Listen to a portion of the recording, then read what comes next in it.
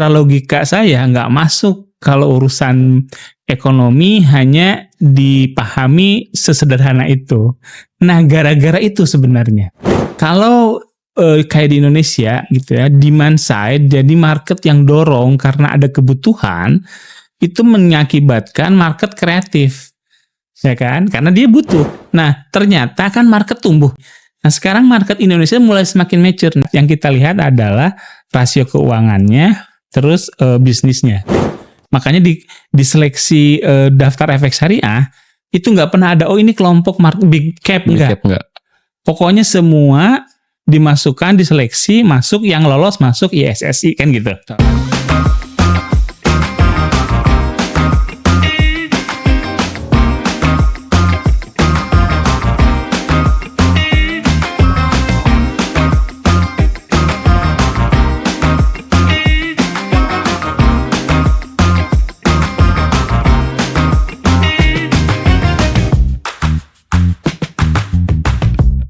Hello users, welcome to a special episode of Points, Reaching New Heights, Fueling New Dreams.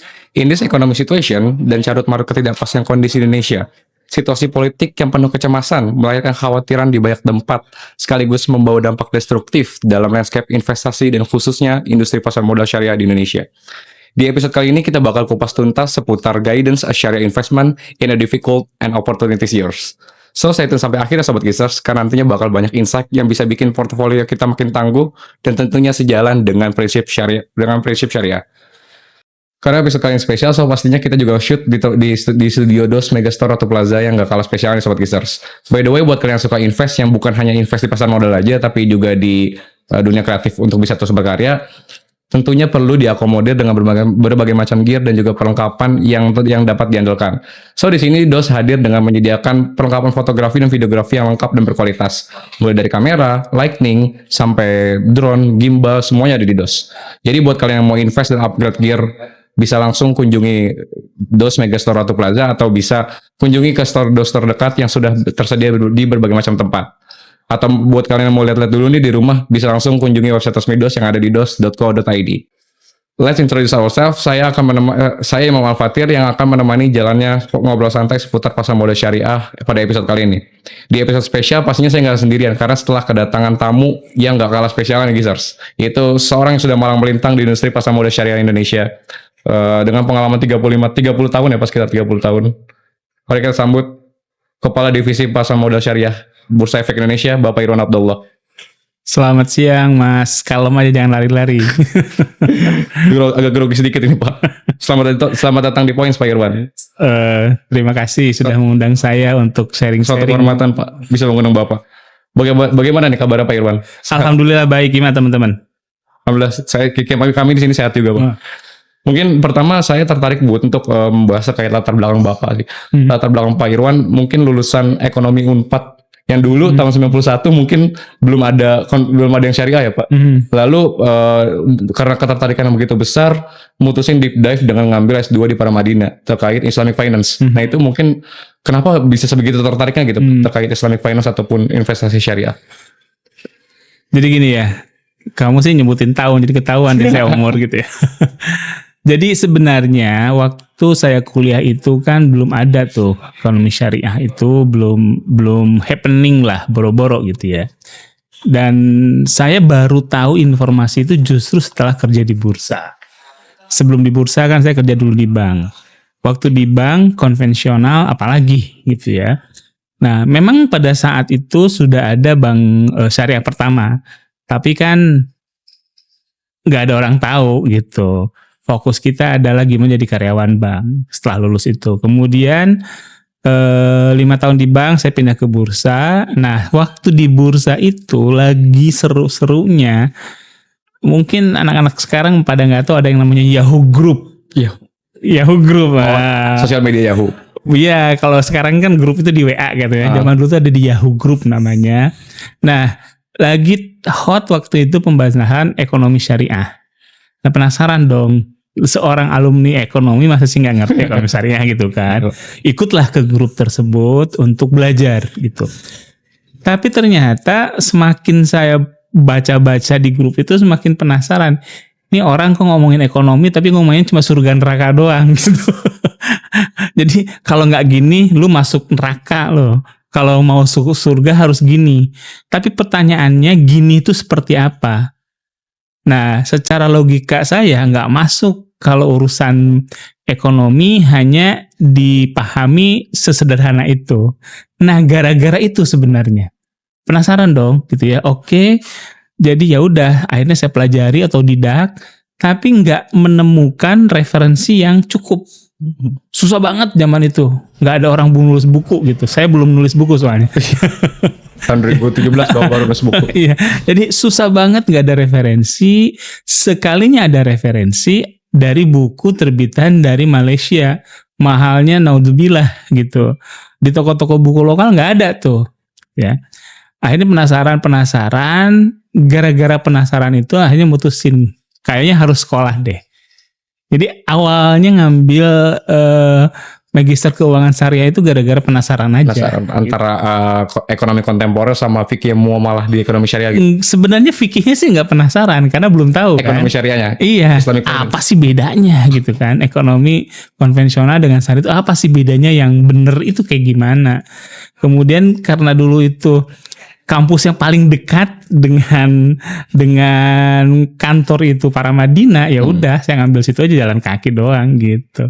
Kira-kira gitu backgroundnya, nggak ada yang wah pengen belajar, enggak, gara-gara penasaran aja. Awalnya penasaran, cuman pada tahun 2017 akhirnya Bapak dapat penghargaan dari Cambridge Islamic Finance Leadership Award. Iya, itu jadi kan panjang tracknya ya. Saya masuk bursa tahun 2002, 2003 itu saya penasaran tuh belajar. Akhirnya ada waktu yang tepat untuk kuliah itu sekitar 2007. Saya ngambil Magister Keuangan Syariah. Nah, dari situlah baru ketemu, kalau anak sekarang itu bilangnya Passion. Nah, momen gitu. Jadi, nah ini dia. Jadi momen itu dapat, kayaknya ini gue banget gitu. Nah, momen itu dapat dari syariah itu. Akhirnya fokus, kemudian di kantor juga di saat yang bersamaan mendukung. Karena waktu itu Bursa Efek Indonesia juga mendukung pasar modal syariah untuk mengembangkan. Saya tertarik, saya belajar gitu terus. Akhirnya ya alhamdulillah dari mulai di kantor dari 2010, 2017 dapat penghargaan internasional gitu. Di Cambridge. Iya, betul.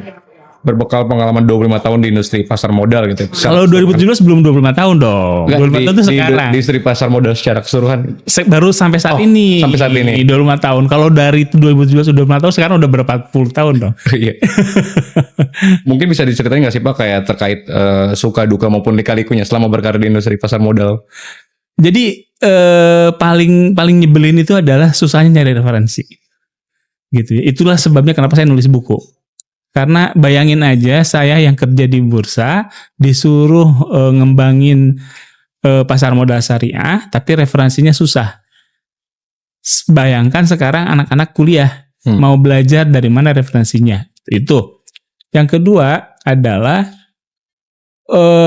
memahamkan masyarakat tentang pasar modal syariah yang waktu itu pemahamannya adalah pasar modal judi.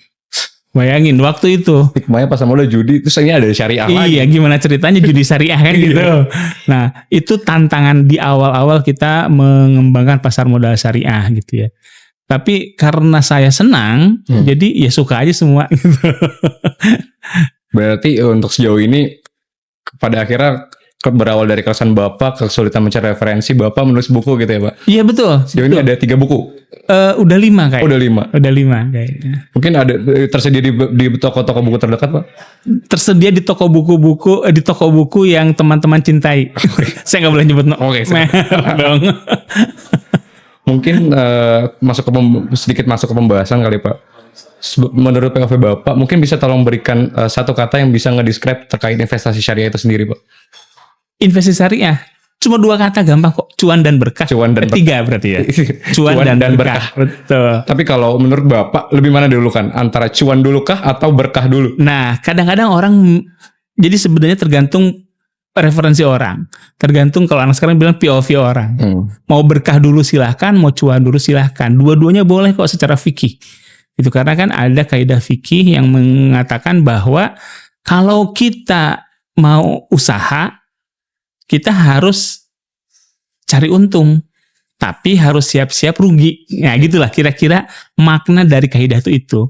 Nah, sekarang kalau saya mau cari untung dulu ya silahkan, tapi untungnya yang berkah ya, gitu.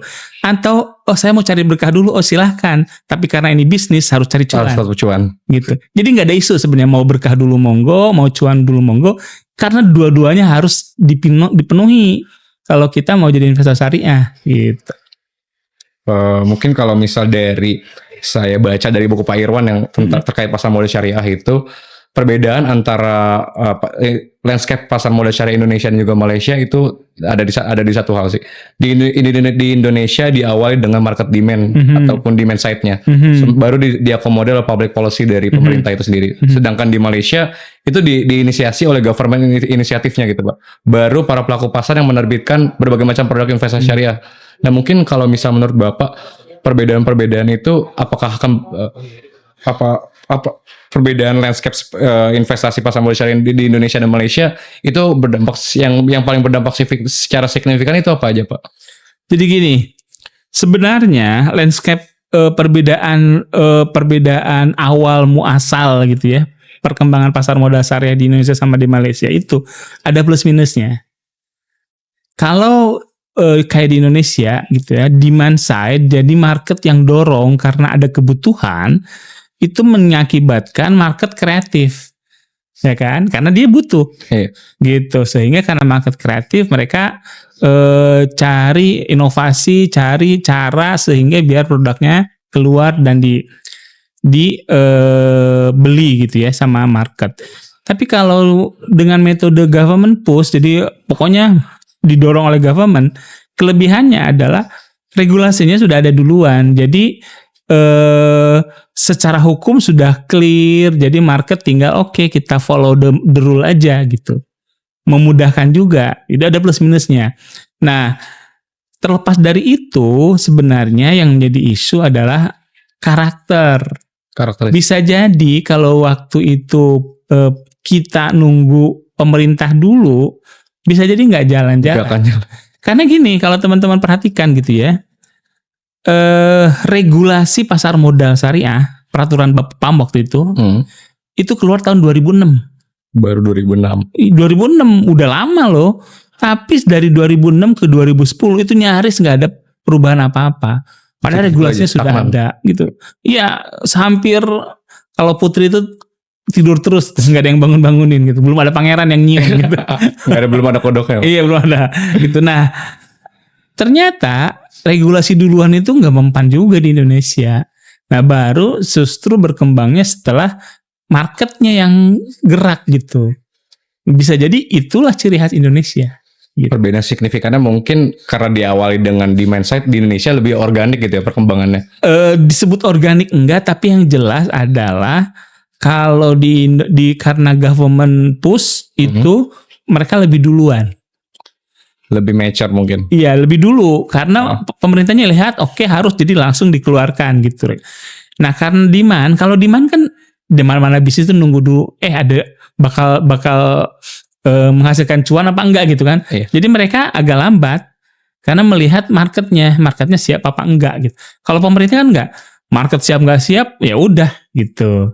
Nah, jadi plus minusnya itu sehingga Indonesia relatif lebih lambat pertumbuhannya dibandingkan dengan Malaysia. Oke, mungkin kita membahas terkait government policy gitu ya, Pak. Mungkin menurut rencana terbaru itu ada adjustment dari POJK yang mungkin klasifikasi berdasarkan pendapatan ataupun utang berbasis dari ribanya itu agak sedikit turun gitu, Pak, persentasenya. Nah, mungkin apakah itu akan berdampak signifikan terhadap isi ataupun indeks-indeks syariah yang lain itu? Seleksi maksudnya. Iya, seleksi. Weighting rate-nya. Ya, jadi gini, seleksi itu kan banyak orang menganggap bahwa itu harusnya rigid. Sebenarnya nggak ada tuh dalam fikih yang mengakibatkan bahwa numbers dari angka yang dijadikan indikator seleksi itu adalah A, B, C, nggak ada. Itu hanya kesepakatan aja. Gitu. Nah, kebetulan di Indonesia marketnya waktu itu sepakat agar angkanya beda dengan negara lain, gitu ya. Dan kesepakatan itu diterima oleh regulasi dan dikeluarkanlah dalam bentuk regulasi gitu. Nah, ternyata kan market tumbuh, bener nggak? Kayak anak aja kan tumbuh kan, gitu. Anak SMP sama anak SMA kan beda, gitu kan. Anak SMP sama anak kuliah beda lagi. Nah, sekarang market Indonesia mulai semakin mature nih, sehingga pemerintah melihat saatnya dorong bukan hanya kuantitas, tapi kualitasnya naik. Juga. Nah, salah satu indikator kualitas dari saham itu adalah di seleksi tersebut. Sehingga kriteria seleksinya harus di-adjust nih, agar komposisi ribanya semakin berkurang. Nah, yang paling pertama kan namanya adjustment itu nggak mungkin tiba-tiba kan. Kalau tiba-tiba diubah pasti shock ke market kan. Akhirnya diubahnya bertahap. Makanya di regulasinya kan disebutin kan. Tahap awal adalah dengan menurunkan komposisi komposisi pendapatan non halal gitu. Itu karena itu yang paling gampang di-adjust gitu dan paling gampang dipantau. Gitu karena udah di ujung di bawah kan. Nah, dari 10% menjadi 8% mungkin ya. Ya, bertahap lah gitu. Nah, setelah itu kan sampai dengan 10 tahun nanti OJK akan menyesuaikan seleksinya dari sisi komposisi riba. Gitu. Jadi nggak ada isu lah. Apakah kepengaruh terhadap jumlah? Pastinya bakal terpengaruh. Tapi harusnya investor yang goals-nya adalah berkah gitu ya. Goals-nya adalah berkah, harusnya dia akan lebih senang karena kualitasnya makin naik gitu. Kira-kira gitu. Lebih komposisi ribanya lebih menurun gitu mungkin ya Pak? Betul, jadi kualitas itu indikator kualitas sahamnya lebih bagus lah. Oke. Mungkin next ke pembahasan, mungkin based on data mungkin menurut tren sekarang saham-saham yang mungkin lagi naik itu bukan dari sektor fundamental mungkin ya Pak, dari saham-saham grup konglomerasi. Based on data yang kita kumpulkan mungkin dari top 10 biggest market cap yang ada di Indo itu sekitar 6 dari 10-nya itu tergolong emiten syariah Pak. Dan yang mana hal itu tidak lepas daripada grup konglomerasi tentunya. Dari DCI, TPIA, Bian dan sebagainya. Dan dari yang data kita kumpulkan juga sekitar 68% dari 8 grup konglomerasi itu tergolong syariah juga. Nah, pertanyaannya mungkin kalau misal nanti trennya ini kembali ke masa fundamental, apakah menurut Bapak investasi syariah ini bakal tetap optimis atau pesimis Pak? Jadi gini ya, kita harus pahami dulu pertama, ketika bicara seleksi saham, kita nggak pernah melihat siapa pemilik saham. Enggak. Siapa di belakangnya? Nggak pernah melihat. Yang kita lihat adalah rasio keuangannya, terus bisnisnya. Kalau semuanya lolos, ya pasti lolos. Nggak pernah ada tuh. Makanya di seleksi daftar efek syariah, itu nggak pernah ada, oh ini kelompok big cap, enggak. Pokoknya semua dimasukkan, diseleksi, masuk, yang lolos masuk ISSI, kan gitu. ISSI kan nggak dikelompok-kelompokin. Kelompok big cap itu kok sebenarnya hanya pengelompokan investor aja gitu. Jadi nggak ada isu lah dalam sisi itu sepanjang dia lolos seleksi gitu kan. Nah, kemudian yang kedua, mau indeks naik atau tidak syariah, sebenarnya seorang investor syariah itu harus melihat fundamental. Gitu. Jadi dalam fatwa nomor 135 itu tentang saham, atau fatwa nomor 80 gitu ya tentang transaksi saham syariah di bursa, itu sebenarnya sudah jelas diklirkan bahwa seorang investor kalau mau dapat cuan dan berkah itu kan harus beli sahamnya saham syariah yang itu ada di ISSI. Yang kedua, caranya sesuai syariah. Nah, kalau caranya ternyata tidak sesuai syariah, berkahnya nggak dapat. Betul. Cuannya dapat mungkin gitu. Nah, salah satu cara yang sesuai syariah itu di fatwa nomor 80 disebutkan harus dicek yang namanya fundamental perusahaan tersebut. Jadi kalau ada investor syariah nggak pernah memperhatikan itu, ikut-ikutan orang, oh ini saham-saham konglo lagi oke nih, main beli aja, nggak pernah tahu itu saham apa, nggak syariah loh transaksinya. Karena jatuhnya tetap boror, nggak tahu belakangnya kayak gimana ya, kegiatannya seperti apa. Betul. Jadi nggak ada, sebenarnya pertanyaannya itu bukan kembali ke fundamental, bukan. Karena semua cara investor syariah memilih saham itu harus fundamental basisnya. Cuma momen kapan beli, kapan jualnya barulah tuh boleh tuh teknikalnya dimasukin gitu kan. Karena jangan lupa, bukan berarti trading nggak boleh. Syariah membolehkan kok trading gitu ya. Beli pagi jual siang juga boleh gitu. Nggak ada isu. Nah, jadi yang harus dicermati nih oleh investor itu sebenarnya bukan masalah fundamental tidak fundamental. Itu nomor satu. Yes. Tapi kalau investasinya masih ikut-ikutan ya susah. Jadi tetap kalau misalnya ikut-ikutan berarti belum syariah gitu Pak. Bisa jadi gitu teman-teman. Sedikit ngesampingin daripada di bawah naungan siapa emitennya, tapi kita tetap sebagai investor yang mungkin mau tergolong sebagai syariah tetap harus ngakuin riset secara fundamental, secara komprehensif. Betul, gitu, Pak. betul. Kegiatan itu dari mana, perusahaan pendapatan dari mana. Betul. Sebenarnya pendapatan nggak usah, sepanjang dia masuk ISSI kan udah jelas. Oh iya, udah masuk Udah klasifikasi jelas. syariah. Jadi kadang-kadang kita tuh terjebak ya, padahal kan investasi saham itu sangat cepat ya. Jadi jangan terjebak dengan pendapatannya gimana. Sisi syariahnya udah selesai. Kecuali kalau mau melihat rasio pendapatan terhadap apa, nah itu beda. Gitu ya. Jadi kalau teman-teman mau ini nggak usah lagi mikirin ini syariah atau kan udah sepanjang dia masuk ISSI udah pasti dong gitu. Biarin aja DSN sama OJK aja lah itu. Yang teman-teman harus dicek itu adalah kira-kira saham ini layak saya beli apa enggak gitu. Mungkin puluhan tahun malang melintang di pasar modal syariah Indonesia, Pak. Menjadi inisiator SOTS, jadi pembicara di mana-mana, SPMS atau bahkan indeks isi, meluncur indeks isi dan zakat saham. Jadi inisiator juga untuk memberdayakan gaya investasi dengan Dare to Invest dan juga Invest Troopers.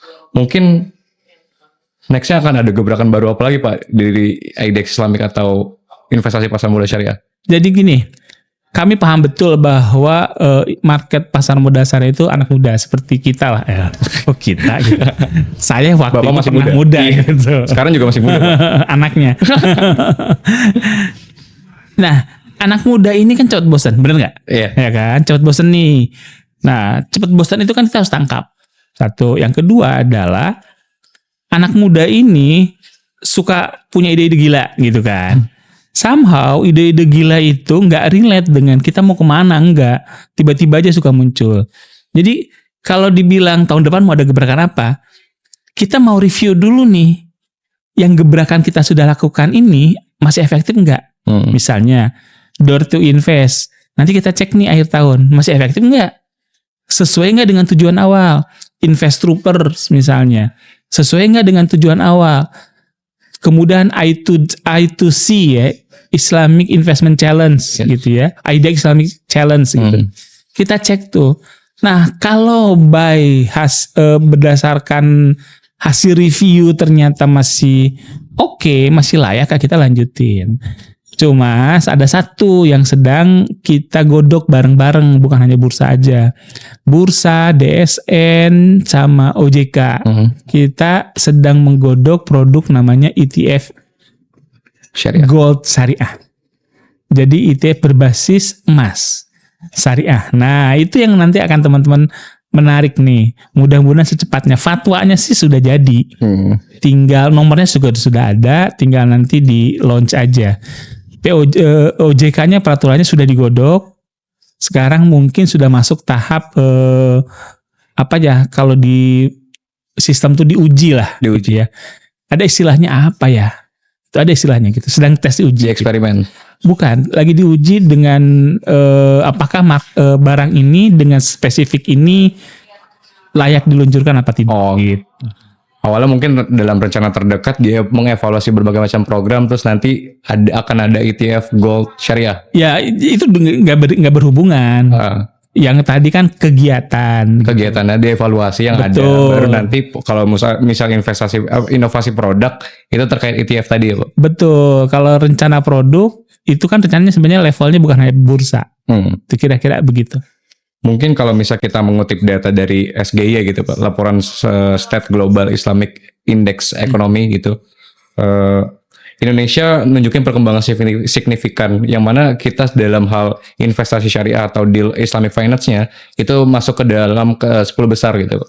Nah mungkin kalau misal dari pihak bursa ataupun IDX Islamic itu ada sedang menyiapkan roadmap jangka panjang nggak sih Pak untuk menjadikan landscape investasi pasar modal syariah di Indonesia jadi melting pot dunia gitu.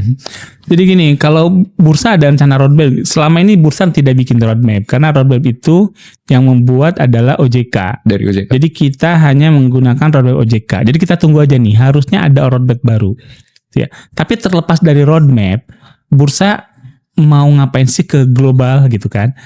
Nah, jadi gini, stagesnya awalnya kita kalau teman-teman perhatikan ya di time frame atau di milestone itu, pertama kita perkuat dulu bisnis model, ya kan? Setelah itu kita educate market dengan goalsnya adalah pendalaman pasar kalau bahasa kerennya itu gitu, market deepening gitu kalau anak-anak Jaksel bilangnya. Nah, setelah itu kuat, kan kita di saat yang bersamaan kita mengejar exposure keluar. Itu kita lakukan tuh, makanya kita beberapa kali dapat penghargaan secara berturut-turut 4 tahun sebagai Best Islamic Capital Market. Itu sebenarnya dalam rangka exposure kita naik, ya kan? Nah, setelah exposure naik, kemudian kita selama COVID, kemudian kemarin sampai 2000 sampai sekarang tahun inilah 2025, kita ubah lagi untuk memperdalam pasar lokal dan bukan hanya dalam, tapi memperkuat. Makanya ada inovasi-inovasi yang mendorong investor itu untuk transaksi, ya kan, untuk memperkuat analisis gitu. Jadi kita balik lagi tuh ke lokal untuk market yang sudah mulai lumayan ini, jumlahnya sudah 200 ribuan investor syariahnya, transaksinya udah mulai mendekati 1,5 T gitu kan, kita harus perkuat lagi basicnya. Nah, setelah tahun ini, kemungkinan tahun depan kita akan back to international exposure. Karena kita lihat, oke, udah cukup. Gitu kan, makanya tahun ini kalau teman-teman perhatikan, selain ada Troopers, Dare to Invest, kita juga ada yang namanya TradeWise. Jadi investor-investor itu didorong untuk transaksi. Kita undang narsum-narsum yang terkenal sebagai trader, biar orang-orang tuh tahu bahwa syariah juga bisa trading gitu. Nggak ada masalah secara fikih gitu kan. Nah, tahun depan kita ada rencana untuk back to international exposure. Rencananya apa? Tunggu aja. Pokoknya gitu. Mungkin akan ada gebrakan tahun depan. Kalau dari terkait roadmap jangka panjang itu mungkin yang kita nyesuaiin daripada OJK itu sendiri. Betul. Biasanya roadmap OJK itu generik. Misalnya pendalaman pasar, nah bentuknya apa? Kita definisikan. Dari IDX Islamicnya yang mendalami. Betul, kita definisikan dalam program yang lebih real. Misalnya tadi Invest Rover gitu.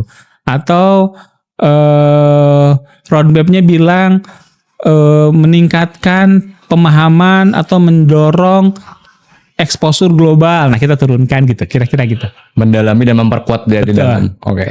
Mungkin selanjutnya Bapak sejauh ini aktif sebagai speaker yang bukan hanya di SPM yang di berbagai macam universitas, tapi juga di berbagai macam konferensi internasional gitu Pak. Mulai dari misalnya seperti Regional Sharia Investing Symposium di tahun 2022 diadain di Singapura gitu. Ya mungkin kurang lebih pembahasannya kurang lebih sama dengan berbagai macam konferensi internasional lain membahas terkait SDGs maupun ESG. Nah, mungkin ada nggak sih Pak rencana ataupun wacana ke depannya terkait investasi syariah ini akan diasimilasikan dengan hal-hal yang berkaitan erat dengan lingkungan gitu Pak? Jadi sebenarnya jangan salah konsep nih teman-teman ya. Sebenarnya kalau kita bicara investasi syariah, ya harus green. Gitu. Jadi agak lucu kalau kita bilang green syariah, ya green itu harusnya syariah. Tapi kalau untuk whitening terkait threshold dari ESG score-nya Pak? Nah, gini. Itu satu hal ya, bahwa ESG itu kalau bicara syariah itu harus sesuai dengan ESG. Karena itu adalah syariah. Bener gak? Gitu. Nah, tapi masalahnya adalah bicara barang itu kan ada indikator, ya kan? Ada indikatornya dan kita harus penuhi itu, gitu. Nah, kita mau kemana? Sebenarnya Indonesia itu sudah mulai membahas syariah yang sesuai dengan ESG atau SDGs itu udah dari 3-4 tahun yang lalu.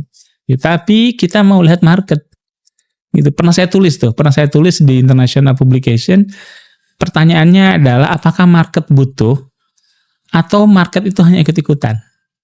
Evaluasi kebutuhan market lagi-lagi. Ya kita harus lihat dong, kan kita Iya. bicara barang yang mau dilepas ke pasar, bener nggak? Bener. Kalau misalnya kita tiba-tiba ikut-ikutan aja, ternyata anak muda Indonesia nggak peduli, ya ngapain? Jadi kita lagi pantau, kita udah siapin, kita waktu itu sudah nge-drafting indeks berbasis green. Sudah syariah indeks gitu untuk yang green. Tapi kita hold dulu, karena market sepertinya belum saatnya siap. gitu. Itu terus kalau green sukuk udah jelas lah, pemerintah udah mulai kan, mulai misalnya mengkonversi sukuk retail tabungan berbasis green gitu. Kalau yang sovereign sukuk udah lama green. Itu sudah inilah gitu. Tapi kan masalahnya SDGs itu bukan hanya green, bener gak? Iya, setuju. Kan ada sosial kan. Nah sosialnya kita kan udah punya dari 2017, 2017 malah kita udah luncurin zakat saham. Zakat saham. Itu kan sosialnya SDGs kan, gitu kan. Itu juga masuk dalam konsep ESG tapi di sosialnya gitu. Wakaf saham, filantropinya udah kita bikin gitu. Jadi kita tak paham betul bahwa bicara syariah ya harus mencakup 3 hal utama itu. Ekonomi, sosial, environmental, sosial juga governance. Betul, governance apalagi. Iya. Itu syarat utama gitu. Karena kalau tidak governance ya nggak syariah. Betul. Gitu. Kalau ada korupsi berarti nggak syariah. Betul. Oke, mungkin kalau misal next ke topik selanjutnya kali ya Pak. Kalau misal ngelihat tren anak muda atau tren pasar sekarang, itu menurut Bapak terkait landscape investasi syariah, apakah Bapak optimis atau sedikit pesimis Pak? Wah, saya sih selalu optimis. Sekarang bayanginnya gini teman-teman ya. Ini by data ya. Anak muda harusnya by data kalau ngomong. Kita membangkitkan pasar modal asing itu dari tahun 2010 lah. Okay. Jumlah investor menjadi 100.000 itu membutuhkan waktu 10 tahun. Tapi sekarang untuk kelipatan 100.000 kemudian kita cuma butuh waktu 4 tahun. 4 tahun. Ya kan berarti lebih cepat, bener nggak? Benar. Artinya market itu luar biasa. Itu satu, itu fakta kan. Yang kedua, dari nilai. Waktu kita bicara 10 tahun yang lalu, itu transaksi malu saya ngomongnya gitu. Karena masih kecil lah. Berapa itu Pak kira-kira? Wah masih ratusan miliar lah. Nggak ada bunyi lah. Gitu. Tapi sekarang sudah 1,5 T. Udah bunyi kan, enak ngomongnya gitu. Jadi kalau dulu, kalau ditanya pasar modal syariah, kita selalu menggunakan argumen jumlah saham syariah banyak. 60%. Semua melihat dari kacamata barangnya.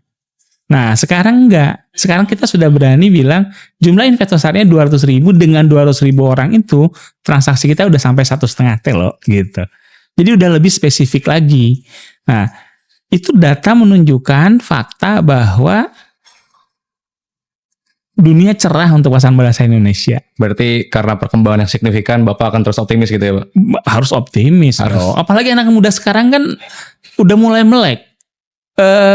Ada gerakan hijrah finansial, benar nggak? Iya benar. Nah itu kan part of dari mendorong orang untuk bicara investasi syariah. Saya pede lah bahwa anak muda Indonesia itu sangat luar biasa, girohnya itu sangat luar biasa gitu untuk syariah. Itu karena sebrengsek-brengseknya orang gitu pasti ingin berbuat baik, benar nggak? Iya. Nah kalau dalam konteks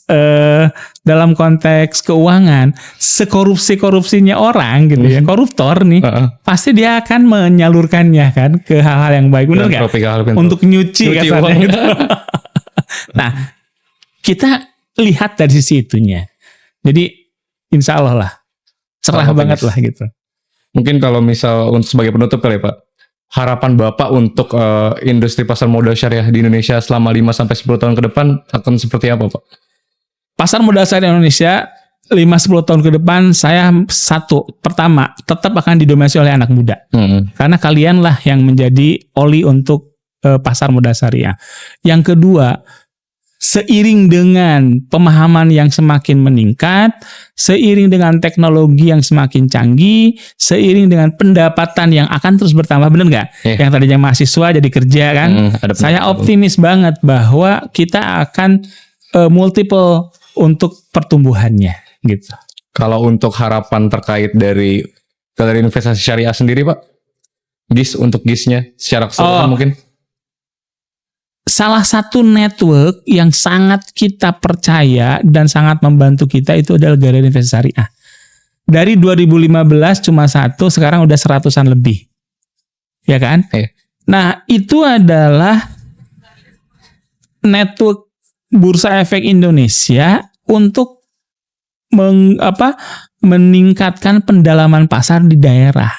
Jadi GIS itu luar biasa, akan menjadi faktor yang bukan hanya sebagai sumber ilmu untuk teman-teman mahasiswa, tapi harusnya itu dilihat jadi peluang untuk menjadi investor.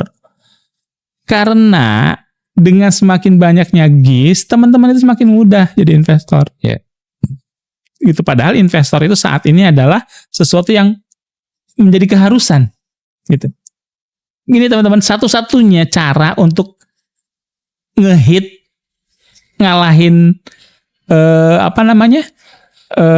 inflasi hanya investasi.